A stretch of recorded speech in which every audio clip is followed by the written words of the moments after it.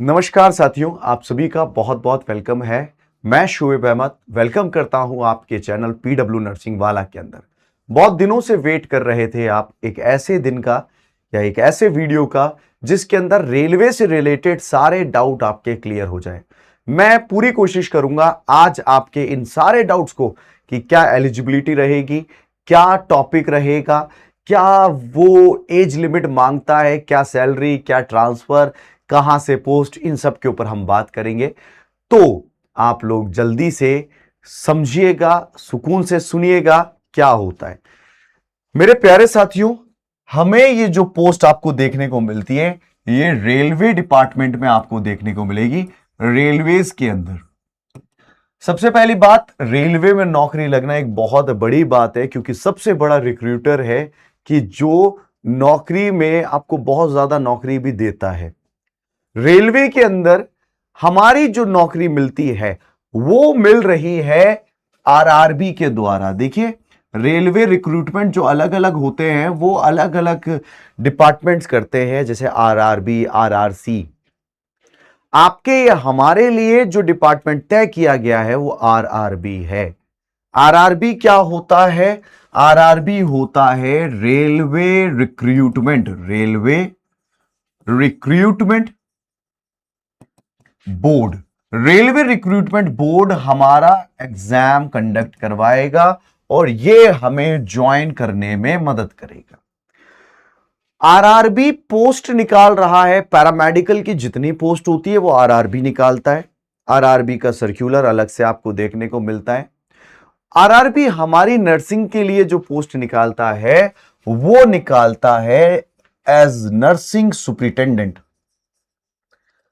आपको जो डेजिग्नेशन मिलेगी वो नर्सिंग सुपरिटेंडेंट की डेजिग्नेशन मिलेगी, नर्सिंग अधीक्षक। अब नर्सिंग अधीक्षक की पोस्ट के ऊपर वैकेंसी निकलती है। जैसे कि हाल फिलहाल में आपने ये बात देखी कि अभी एक ऑफिशियल जो डिपार्टमेंटल एक सर्कुलर होता है जिसमें कि 372 पोस्ट आपको बताई गई कि ये पोस्ट आने वाली है। अभी तक का जो सर्कुलर आया वो डिपार्टमेंटल सर्कुलर है जिसमें पूछा जाता है कि कौन कौन से जोन में जगह पर कितनी रिक्वायरमेंट है, आप हमें बताएं जो हम नेक्स्ट वाले आरआरबी के एडवर्टाइजमेंट में डालें। तो लगभग 372 पोस्ट हमारी जो है एक्सपेक्टेड है आएगी, इससे कम नहीं जाएगी, इससे अबव ही जाएगी जो आने वाली है। बच्चों, सबसे पहली बात समझिएगा, ये जो आरआरबी है ये आरआरबी अलग अलग जगह पे है। आरआरबी अलग अलग जगह पे। ये आरआरबी को जोन वाइज बांटा गया है। हमारे इंडिया में आरआरबी के अलग अलग जोन है। कोई ऊपर ऊपर की तरफ जम्मू की तरफ है तो एनआर जोन हुआ, फिर नीचे आए तो एनआर जोन, फिर इधर गए तो एनडब्ल्यूआर जोन। तो आपने जिस रेलवे स्टेशन से आप निकलते हैं अपने घर के रेलवे स्टेशन पे, वहां आपको देखने को मिलेगा एनआर, एनडब्ल्यूआर, एसईआर, ये सब देखने को मिलता है, देखने को मिलता है। तो जो भी जोन आपको आपके घर के करीब है, पहली बात तो मैं आपको यही बोलूंगा उसी जोन से आपको भरना है। जैसे कि जोन होते हैं northern railway, north western railway, NR, NER, SER, SR, SR, है ना, सीआर, सीईआर, अलग अलग जोन्स होते हैं। इन जोन से आपको फॉर्म भरना है। तो इन जोन के लिए इंडिविजुअल कितनी कितनी पोस्ट आएगी वो आपको पोस्ट आने वाले एडवर्टाइजमेंट में दिखेगी। और अभी जो सर्कुलर था उसमें भी आपने देखने को मिला कि एनडब्ल्यूआर से 6 पोस्ट, एनआर से इतनी पोस्ट, ये पोस्ट आपको बांट दी जाएगी। तो जो 372 पोस्ट के लिए आप फॉर्म भरने वाले हैं, 372 पोस्ट, वो ऐसे कभी भी कंपटीशन ऐसे नहीं होगा कि 372 के ऊपर ही पूरे के पूरे आपका कंपटीशन 372 पोस्ट पर नहीं। आपने मान लीजिए एनआर में एक्सपेक्टेड, एक एग्जांपल दे रहा हूं, एनआर से आई 20 पोस्ट, तो जब आप फॉर्म भरेंगे तो वो बोलेगा एनआर पे भर रहे, एनडब्ल्यूआर से कहां से फाइट करना चाहते हैं। मान लीजिए मैंने एनआर से भरा तो मेरा कंपटीशन सिर्फ इस 20 पोस्ट के ऊपर होगा, मेरा लेना देना 372 से नहीं है। अब हो सकता है यहां पर एनआर से मान लीजिए कितने लोग, 5000 लोगों ने भर लिया फॉर्म, तो मेरा कंपटीशन इन 5 के बीच, 5000 के बीच में ही है। मान लीजिए यहां से आई है कोई 70 पोस्ट आई है, तो आपने देखा यार साहब यहां पर 70 पोस्ट है, मैं यहां से फॉर्म लगाता हूं, तो आप क्या करेंगे, आपका कंपटीशन इन 70 पोस्ट में, और जो जितने लोग इस 70 पोस्ट के लिए भर रहे हैं, मान लीजिए 15,000 लोगों ने इनमें भरा है, तो मेरा उस कंपटीशन इन 15,000 में ही होगा और इस 70 पोस्ट के लिए ही होगा, मुझे इन बाकी पोस्ट से लेना देना नहीं है। तो आप पहली बात को क्लैरिफाई कीजिए, 372 पोस्ट को ऐसे डिपार्टमेंटल जोन वाइज बांटेंगे, आप जिस जोन को सेलेक्ट करेंगे आपका कंपटीशन वहां उन्हीं लोगों के बीच में होगा, पहली बात। दूसरी बात, सेकंड पॉइंट पे चलते हैं। सेकंड पॉइंट बेटा एज, सबसे बड़ी चीज बच्चों के दिमाग में रहती है, क्या एज रहेगी। यदि आपकी उम्र 20 साल से लेकर के 40 साल के बीच में है, आप एलिजिबल हैं। 20 से लेकर के 40 साल तक के बच्चे एलिजिबल है। 40 साल ये बहुत बढ़िया एज दी गई, क्योंकि एम्स के अंदर आप देखते हैं एज क्राइटेरिया 30s के अंदर ही समाप्त कर दिया जाता है, बट यहां 40 ईयर तक की एज दी गई। प्लस ये यूआर के लिए मैं बता रहा हूं, यूआर वाले जो लोग हैं अनरिजर्व्ड, उनके लिए। आप ओबीसी में आते हैं, ओबीसी नॉन क्रीमी में आते हैं, तो आपको 3 साल का और एज रिलैक्सेशन। आप एससी एसटी में आते हैं तो आपको 5 इयर्स का और रिलैक्सेशन। अगर आप एक्स सर्विसमैन के तौर पे हैं तो 10 साल का एज रिलैक्सेशन। अगर आप गवर्नमेंट एम्प्लॉय हैं, कहीं पर गवर्नमेंट एम्प्लॉय हैं और आपको नौकरी करते हुए 5 साल हो चुके हैं, तो आपको प्लस 5 ईयर का एक्सपीरियंस, प्लस 5 इयर्स का एज रिलैक्सेशन और दिया जाएगा। ये आप चाहे यूआर में हो, कहीं पे भी हो, गवर्नमेंट एम्प्लॉयज के लिए 5 साल प्लस है। मान लीजिए मैं यूआर में हूं, मेरा उम्र 40 साल हो गई, तो मुझे 5 साल और एज रिलैक्सेशन दे दिया जाएगा। दूसरी बात, यहां पर एक और पॉइंट को याद कर लीजिए, आपकी उम्र मान लीजिए 40 हो गई तो प्लस 3 कर देना, 43 तक दे सकते हैं। एससी एसटी 45 तक, एक्स सर्विस 10 तक दे सकते हैं। दूसरी बात ये याद रखिएगा, यदि कोई गवर्नमेंट एम्प्लॉय एग्जाम देना चाहता है, गवर्नमेंट एम्प्लॉय, तो बेटा गवर्नमेंट एम्प्लॉय को एनओसी के लिए एक एप्लीकेशन देनी पड़ेगी। एनओसी होता है नॉन ऑब्जेक्शन सर्टिफिकेट, उसकी एक एप्लीकेशन देनी अपने डिपार्टमेंट, करंटली जिस डिपार्टमेंट पे वो काम कर रहे हैं। फॉर्म भरते समय आपको उस एप्लीकेशन में यह बात लिखनी है कि मैं, मेरा नाम, मेरी पोस्ट, इस पीएफ नंबर आपका, मैं ये जो है एक ऐसे एप्लीकेशन का फॉर्मेट बनाना है। एनओसी का भी बता रहा हूं, टू द जो आपके डिपार्टमेंट का हेड है उनको लिखिएगा, कहां के हैं, सब्जेक्ट लिखिएगा फॉर अप्लाइंग फॉर एग्जाम, और नीचे लिखिएगा पूरा कि मैं ये एनओसी लेना चाहता हूं, इस एग्जाम के लिए मैं भर रहा हूं, इतने लेवल की पोस्ट है। जब आप एक एप्लीकेशन लिख दें तो जो अभी आपकी रेलवे की वैकेंसी आएगी उसका एडवर्टाइजमेंट की कॉपी लगवाइएगा, इसको थ्रू प्रॉपर चैनल डार्क के द्वारा अपने डिपार्टमेंट में भेजना। इसकी रिसीविंग रखिएगा, बहुत जरूरी है रिसीविंग रखना। रिसीविंग क्या होती है, इस एप्लीकेशन की एक और फोटोकॉपी करना, उसके ऊपर डार्क में जब भेजोगे उसकी मोहर लग जाएगी। यह एनओसी आपकी जरूरी है, क्योंकि आप जब गवर्नमेंट एग्जाम दे रहे हैं और गवर्नमेंट में नौकरी कर रहे हैं और दूसरा एग्जाम दे रहे हैं, अगर एनओसी नहीं है तो आपको अलाउ नहीं करेंगे, आपको छोड़ के जाना पड़ेगा और लीगल केस भी हो सकता है। तो दो बात बच्चों, रेलवे की नौकरी अगर आप पकड़ते हैं, रेलवेज की नौकरी पकड़ते हैं और रेलवेज में नर्सिंग सुपरिटेंडेंट बनना चाहते हैं, तो आपको तनख्वाह जो मिलेगी वो याद रखिए 44,900 एक बेसिक होता है। 44,900 बेसिक होता है। ये सेंट्रल गवर्नमेंट में नर्सिंग की हमेशा यही है, लेवल 7 पे आते हैं हम लोग, और इसमें आपका ऐड किया जाता है DA plus TA plus nursing allowance जो है, नर्सिंग अलाउंस ये ऐड किया जाता है। लगभग अभी जो चल रहा है वो 9,000 चल रहा है, प्लस ड्रेस अलाउंस, हर महीने ड्रेस अलाउंस लगभग 2,200 रुपए चलता है ड्रेस अलाउंस, ये ऐड किया जाता है। बच्चों टोटल अब जब मिलाएंगे ना इन सबको, 44,000 का आधा तो हो गया डीए, लगभग 22,000 23,000 रुपया तो ये मिल जाता है, और ऐड करके 22-23,000 रुपया ये मिल जाता है। एक रफली बता रहा हूं, एग्जैक्ट नंबर्स पे मत जाइएगा। 44,900 का आधा ये मिल जाता है, टीए मिल जाता है 5,000 रुपया, टीए मिल जाता है। नर्सिंग अलाउंस जो है 9,000 रुपया नर्सिंग अलाउंस मिलता है।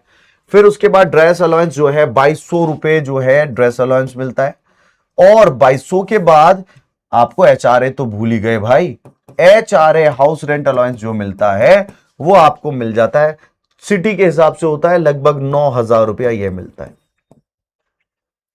अब आप मोटा मोटा भी देखें, इनको आप जोड़े तो आपका मोटा मोटा भी मैं देखूं तो 70,000 से लेकर के 1 लाख तक का मामला बैठ जाता है। कहीं आप बड़े शहर में, दिल्ली जैसे बड़े शहर में तो HRA बढ़ जाएगा, ठीक है, HRA बढ़ जाएगा।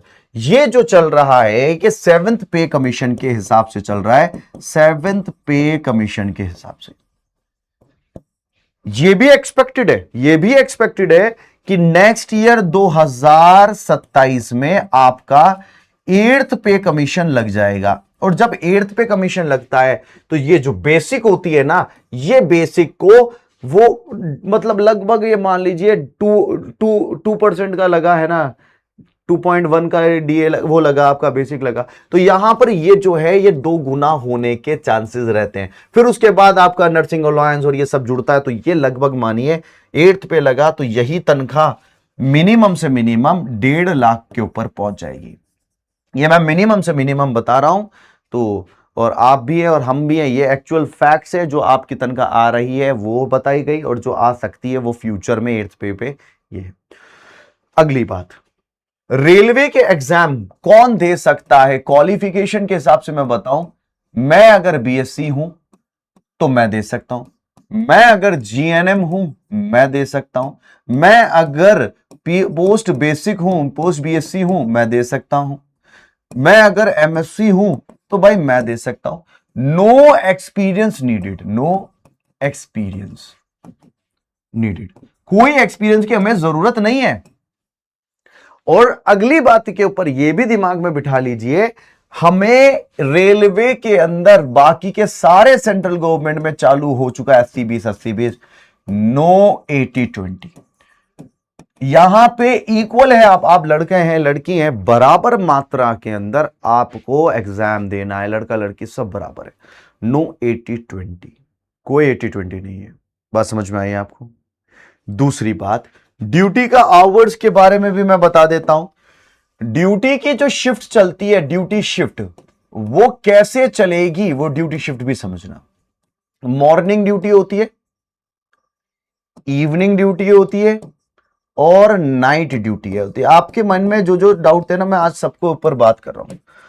मॉर्निंग ड्यूटी सुबह 8 बजे से चालू होती है शाम के 4 बजे तक। इवनिंग ड्यूटी शाम के 4 बजे से लेकर के रात के 10 बजे तक, और नाइट ड्यूटी जो होती है 10 बजे से लेकर के सुबह के 8 बजे तक चलती है। ठीक है, मॉर्निंग सुबह के AM, ये AM लिख दिया, ये PM लिख दिया, ठीक है, ये चलती जा रही है इस प्रकार से। ये PM लिख दिया तो ये PM लिख दिया, ये PM लिख दिया तो ये AM लिख दिया, ये ऐसे चलती है। अब रोस्टर कैसे बनता है ड्यूटीज को आपने समझा। देखिए, कई हॉस्पिटल में अगर कोई रिमोट एरिया पे हॉस्पिटल है तो वहां टाइमिंग चेंज हो जाएगा, क्योंकि कई स्टाफ, फीमेल स्टाफ को जाने में आने में दिक्कत रहती है, तो वो अपनी फ्लेक्सिबिलिटी के हिसाब से, बट ज्यादातर यही चल रहा है। नेक्स्ट बात समझिएगा, नेक्स्ट बात यह है भाई कि जो ड्यूटी का रोस्टर बनता है, ड्यूटी रोस्टर, वो ड्यूटी रोस्टर इस प्रकार से बनता है, समझिए। नाइट ड्यूटी जो लगती है, नाइट ड्यूटी लगती है कुछ इस प्रकार से कि आपकी पहली night, 1 night, 2 night, 3 night, 4 night, 5 night, 6 night, 7 night, ये 7 नाइट लगेगी, 3 3 6 7। फिर यहां पर एक रेस्ट दिया जाएगा, ये रेस्ट दिया जाएगा। फिर उसके बाद इवनिंग लगेगी, इवनिंग लगेगी, 2 evening, 3 evening, 4 evening, 5 evening, 6 evening, 7 evening, 7 evening लगेगी आपकी। फिर उसके बाद एक रेस्ट दिया जाएगा, ये 7 इवनिंग, 7 इवनिंग लगी, 7 नाइट लगी, एक रेस्ट, और फिर दोबारा एक आ गया आपका रेस्ट आ गया। फिर लगेगी morning, 1 morning, 2 morning, 3 morning, 4 morning, सिर्फ 4 मॉर्निंग लगती है। फिर उसके बाद रेस्ट आता है, फिर आपकी वापस यही साइकिल जो स्टार्ट हुई थी नाइट वाली, वो नाइट वाली साइकिल चालू हो जाएगी, कंटिन्यू हो जाएगी। ये पैटर्न रहता है। तो मैं आपको क्लियर शब्दों में ये बात क्लियर कर दूं, रेलवे के अंदर टोटल रेस्ट जो है, टोटल रेस्ट वो भाई आपको मिलेंगे 4 रेस्ट मिलते हैं। तो कोई बात आपके सामने छुपे ना और कोई बात में आप असमंजस में ना रहे, मैं वो सारी बातों को क्लियर करना चाहता हूं। ये रोस्टर चलेगा। छुट्टियां कैसे मिलती है भाई?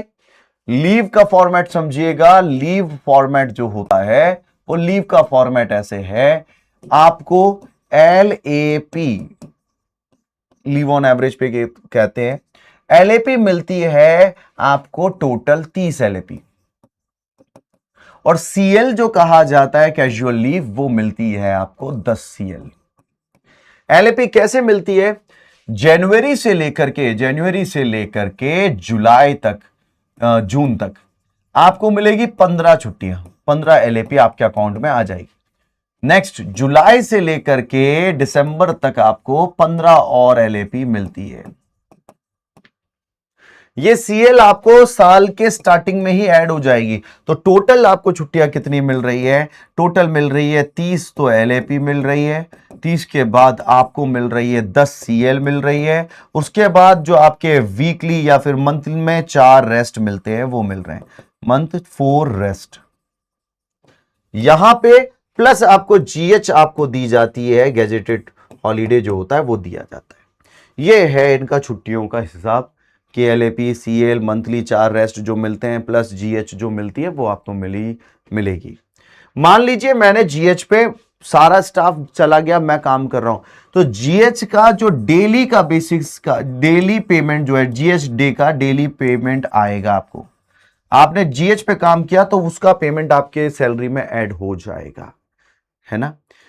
यहां पर रेलवे की एक और खासियत है, अगर रेलवे में आपकी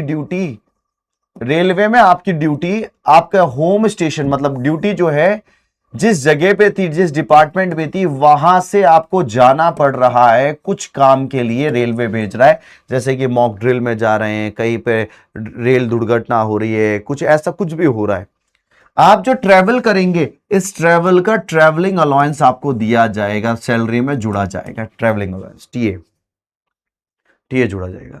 लगभग आप मान लीजिए जैसे मेरी ड्यूटी लगी अयोध्या में, लगी मेरी ड्यूटी, तो मैं मेरी जगह से अयोध्या गया तो मैंने 10 दिन वहां पर ड्यूटी करी, तो 10 दिन ड्यूटी करूंगा तो पर डे के हिसाब से अभी करंटली रेट जो है वो लगभग 1100 रुपए है, तो 1100 इंटू 10 कर देंगे तो हमारे पास लगभग 11,000 रुपया हमारी तनख्वाह में जुड़ जाएगा।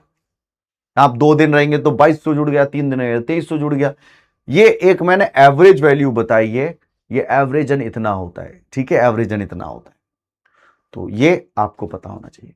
प्लस यहां पे आपका बच्चा पढ़ रहा है तो चिल्ड्रन अलाउंस जो दिया जाएगा बच्चे को, चिल्ड्रन अलाउंस, उसके एजुकेशन के लिए अलाउंस दिया जाएगा, वो अलाउंस जो है लगभग जो है 30,000 रुपया सरकार आपको ईयरली पे करेगी। 30,000 रुपया पे करेगी। अब बच्चे की जो फीस जाती है ना, बस स्कूल में जाके स्टैम्प लगाना है फॉर्मेट पे, तो 30,000 रुपए के समथिंग, 30 से लगभग 30 नहीं सॉरी 34,000 देते हैं, 34,000 रुपया आपको देने को मिल रहा है पर ईयर, ये आपको पे किया जाएगा, ठीक है, तो ये आपको पे किया जाएगा। तो बच्चों इतना ही बातें आपको समझ में आ गई। एक और बात बताता हूं, ट्रांसफर अगर आपको चाहिए ट्रांसफर, तो ट्रांसफर के लिए आपको करना पड़ता है, मान लीजिए मुझे एनआर से एनआर वाले हॉस्पिटल में ही जाना है, तो मैं ऑन रिक्वेस्ट कभी भी जा सकता हूं, कोई बाउंडेशन नहीं है। बट हां, मुझे एनआर से इधर से उधर जाना, किसी को इधर से उधर जाना, इसको कहते हैं म्यूचुअल रिक्वेस्ट। मैं आना चाहता हूं, तू जाना चाहता है, तो इसको कहते हैं म्यूचुअल भी आप कभी भी कर सकते हैं। बट एनआर से मुझे एनडब्ल्यूआर जाना है, तो मुझे ऑन रिक्वेस्ट कब लगा सकता हूं? आफ्टर कंप्लीटिंग 5 इयर्स, 5 इयर्स के बाद ऑन रिक्वेस्ट लगेगी। बट अगर मुझे म्यूचुअल मिल गया, म्यूचुअल का मतलब है म्यूचुअल आपको कहीं से भी मिल जाए, एनआर से एनडब्ल्यूआर का कोई म्यूचुअल मिल गया जो यहां से वहां आना चाहता है, हम दोनों अदली बदली कर लेंगे, तो वो कभी भी कर सकते हैं, एनी टाइम, कभी भी कर सकते हैं, एनी टाइम। ये कॉन्सेप्ट समझ लीजिए, ये कॉन्सेप्ट बहुत ज़्यादा ज़रूरी है। चलिए, तो मुझे ये उम्मीद है डाउट्स को, जो डाउट्स थे वो आपको क्लियर किए। एक बच्चे का लास्ट और डाउट ये आता है, रजिस्ट्रेशन सर्टिफिकेट मेरा नहीं आया तो मैं क्या करूं? देखो, बीएससी हो या जीएनएम हो, आपके पास रजिस्ट्रेशन सर्टिफिकेट जब तक नहीं आएगा फॉर्म नहीं भर सकते हैं। रजिस्ट्रेशन सर्टिफिकेट बहुत जरूरी है, ये होना जरूरी है। रजिस्ट्रेशन सर्टिफिकेट लाइसेंस है, इसके बिना अलाउ नहीं करेंगे। तो मैं अब आप लोगों से विदा लेता हूं, मिलते हैं नेक्स्ट एक वीडियो के अंदर। धन्यवाद।